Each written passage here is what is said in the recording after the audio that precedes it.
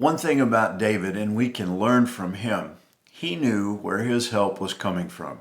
It wasn't coming from man. His help was coming from God. In Psalm 62 and verse 1, he says, "Truly my soul waiteth upon God. From him cometh my salvation." Verse 5, he says, "My soul, wait thou only upon God, for my expectation is from him." He says, "He only is my rock and my salvation. He is my defense. I shall not be moved. In God is my salvation and my glory. The rock of my strength and my refuge is in God. Trust in him at all times. Ye people, pour out your heart before him. God is a refuge for us." And so he saw God as his rock, his strong refuge, his defense, and that's where he would run for help. And I love the way that he says this: trust in him at all times and pour out your heart before God. You see, a person has an outward person that everybody can see and the inward person. Paul talks about this in Romans chapter 7 and verse 22. He talks about the inward man. And Peter talks about this in 1 Peter chapter 3 and verse 4 when he says, "But let it be the hidden man of the heart." So in your heart, in the inner part of you, you've got all kinds of stuff going on.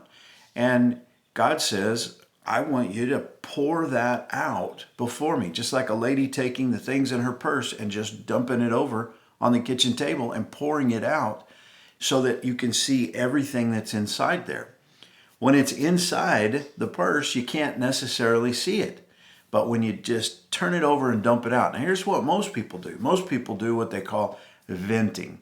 And so they find somebody that they can vent to, a friend or a family member, and they say, "I just got to vent." And so they just pour out at least a part of what's going on inside there to this person.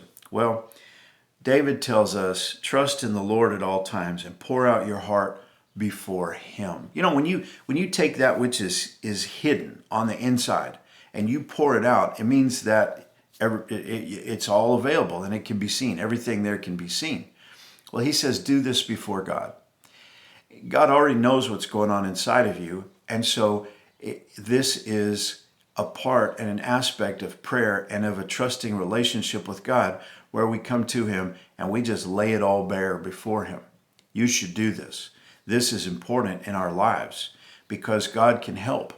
God can take those things, the bitterness, the anger, the fear, the worry, all of the sin that we confess in that time, the help that we ask for, the confusion that we don't understand, the misdirection, the missed opportunities, all of that, as well as the wonderful things, the joy, the gladness, the thanksgiving, the incredible realities of life that we just rejoice in, all of that too.